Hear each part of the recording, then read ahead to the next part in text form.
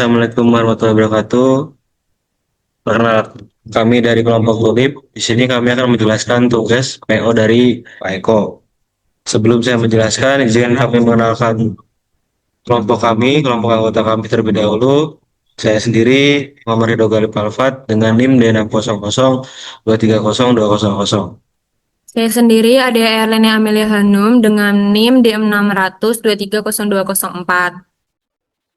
Saya Muhammad Ijadin Ali dengan NIM D600230208. Nah, sebelum masuk ke pembahasan soal tentang game teori tiga partai, di sini saya akan menjelaskan materi secara singkat, yaitu game teori tiga partai adalah bentuk lanjutan dari teori permainan yang melibatkan tiga pihak dalam situasi kompetitif, yang dimana masing-masing pemain akan mempertimbangkan strategi lawan secara simultan. Kompleksitas game teori tiga partai meningkat karena kemungkinan adanya aliansi atau persaingan ganda. Dalam studi kasus political campaign problem yang akan kita bahas nantinya, strategi dominan dieliminasi dan solusi akan dicari menggunakan linear programming untuk menentukan strategi campuran yang optimal serta nilai permainan yang mempresentasikan ekspektasi hasil dari interaksi ketiga pihak secara rasional dan juga terukur.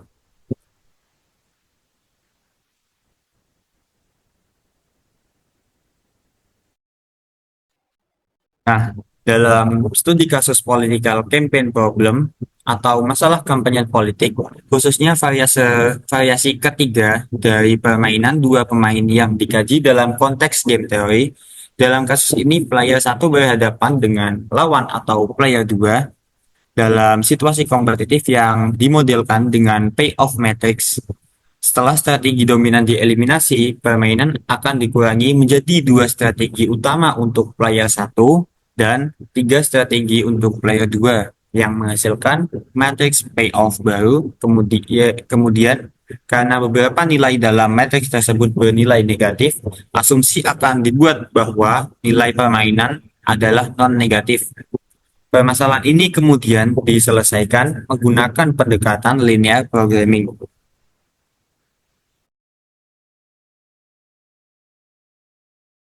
Lalu ada A, diketahui sebuah variasi dari political campaign problem atau variasi ketiga yang melibatkan dua pemain. Kita akan menyelesaikan masalah strategi optimal untuk player satu dengan metode linear programming. Diketahui bahwa strategi dominan telah dieliminasikan sehingga kita fokus pada strategi satu dan dua untuk player satu serta tiga strategi lawan. Karena beberapa entry pada tabel bernilai negatif, maka diasumsikan bahwa nilai permainan V kurang besar dari 0. Tujuannya menentukan strategi campuran atau mix strategi optimal untuk player satu dan player 2. Nilai permainan V. Lalu ini adalah matriks payoff yang digunakan telah direduksi.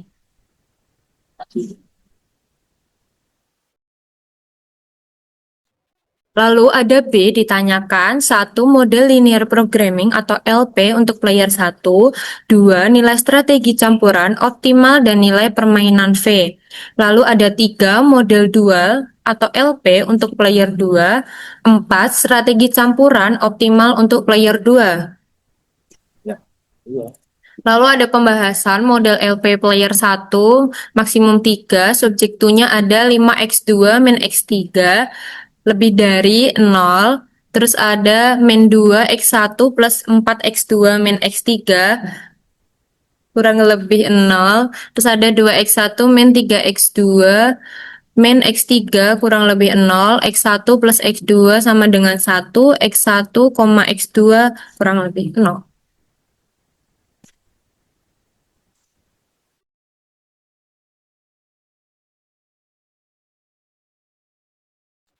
Nah, di sini kemudian ada pembahasan untuk model LP linear program pada player 2, yaitu minimize dari Y4 yang dengan batasan yaitu min Y2 plus 2Y3 min Y4 kurang lebih dari sama dengan 0, kemudian 5Y1 plus 4Y2 kurang 3Y, 3 min Y4 kurang dari sama dengan 0. Kemudian Y1 plus Y2 plus Y3 sama dengan 1. Y1, Y2, Y3 lebih dari sama dengan 0. Ini saya akan menjelaskan bagaimana penyelesaian solver menggunakan Excel. Nah, di sini saya menjadi 3 bagian. Di sini ada fungsi tujuan, fungsi batasan, dan penyelesaian. Nah, fungsi tujuan ini yaitu kita untuk mencari solusi apakah memaksimalkan atau meminimalkan. Nah, kebetulan soal tersebut meminta untuk memaksimalkan dari X3-nya.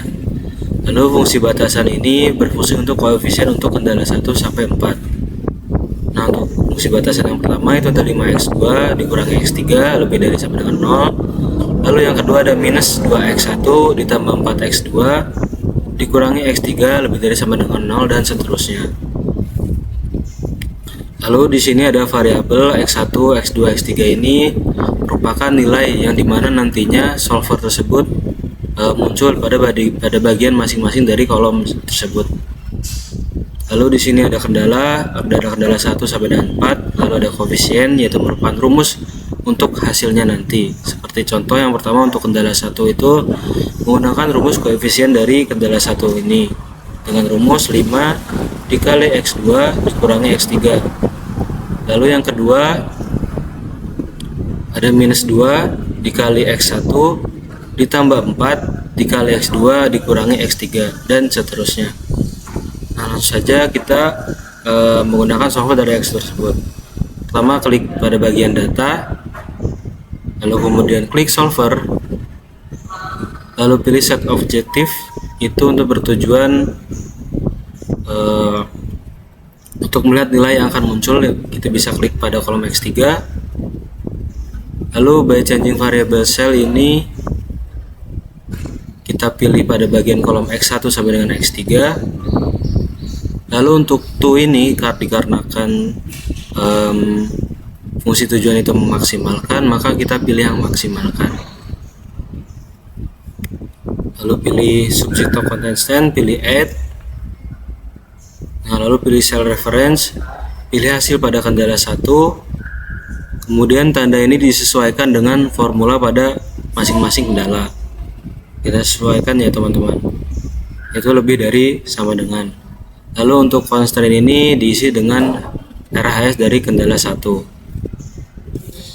Lalu pilih add lagi, cell reference pilih hasil kendala yang kedua, lalu hasilnya kita sesuaikan lagi dengan formula kendala kedua, lalu constraintnya hasil RHS kendala yang kedua juga. Lalu untuk kendala yang ketiga masih sama dengan kendala sebelumnya, yaitu pertama hasilnya dulu, kemudian batasannya atau formulanya pilih lebih dari sama dengan sesuai dengan formula dari kendala 3, lalu constraintnya pilih nilai dari RHS dari kendala ketiga. Lalu yang terakhir itu kendala 4 masih sama dengan kendala sebelumnya, yaitu milih referensi hasil. Nah, kemudian ini tandanya kita sesuaikan dengan formulanya, yaitu sama dengan. Lalu untuk constraintnya masih sama, itu nilai RHS dari kendala tersebut. Lalu klik OK. Lalu select solving method, kita pilih yang simplex LP, kemudian klik solve. Lalu di sini lalu klik OK saja. Nah, maka akan muncul hasil-hasil dari nilai tersebut. Yang pertama ada X1, yaitu dengan memiliki nilai sebanyak 0,636. Lalu yang kedua ada X2 dengan nilai 0,363. Lalu yang terakhir ada X3 yaitu dengan nilai 0,181. Oke, selanjutnya di sini saya akan menjelaskan pada solver yang kedua, yaitu minimalkan Y4. Saya bagi menjadi 3 lagi, yaitu minimalkan Y4. Lalu ada 3 fungsi batasan. Yang pertama ada 2X, maksud saya 2Y2 ditambah 2Y3 dikurangi Y4 kurang dari sama dengan 0. Lalu batas yang kedua ada 5Y1 ditambah 4Y2 dikurangi 3Y3 dikurangi Y4 kurang dari sama dengan 0. Lalu yang terakhir ada Y1 ditambah Y2 ditambah Y3 sama dengan 1. Nah, karena kita minimalkan Y4, maka variabel juga harus ada 4. Ada Y1, Y2 hingga Y4.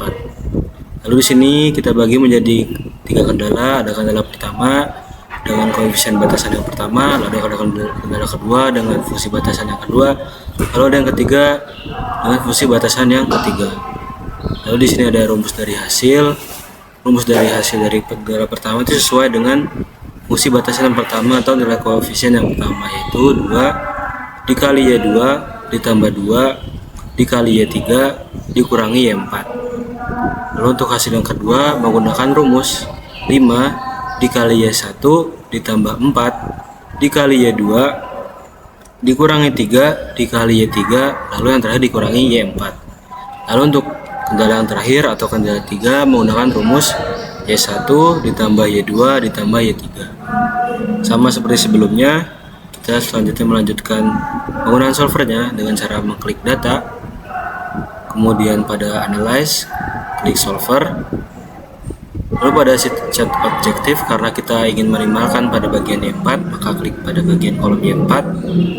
Lalu pada bagian to, sebelumnya itu ada memaksimalkan, karena kita ingin meminimalkan, maka pilih yang min. Lalu untuk by changing variable cell-nya, kita pilih pada kolom Y1 sampai dengan Y4. Oke, lalu untuk subject the constraint sama dengan sebelumnya, kita pilih cell reference untuk pada bagian hasil. Lalu tanda di sini kita sesuaikan dengan formula, yaitu kurang dari sama dengan. Sudah benar ya.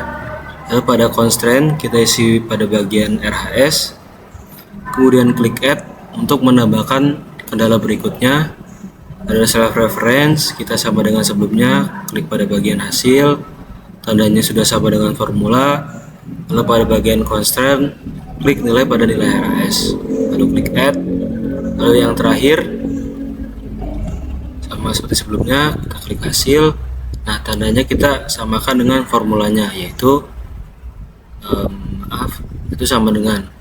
Lalu untuk constraint-nya kita pilih nilai RHS, kemudian klik OK. Lalu ini make on variable negatif, kita klik centang. Lalu pada select solving method kita pilih simplex LP, lalu klik solve, kemudian klik OK. Nah, di sini akan muncul nilai dari hasil solvernya. Yang pertama ada Y1 itu dengan nilai 0,5, lalu yang Y2 dengan nilai 0, yang Y3 itu dengan sama dengan nilai Y1 yaitu 0,5 sekian, lalu yang terakhir ada Y4 dengan nilai 1.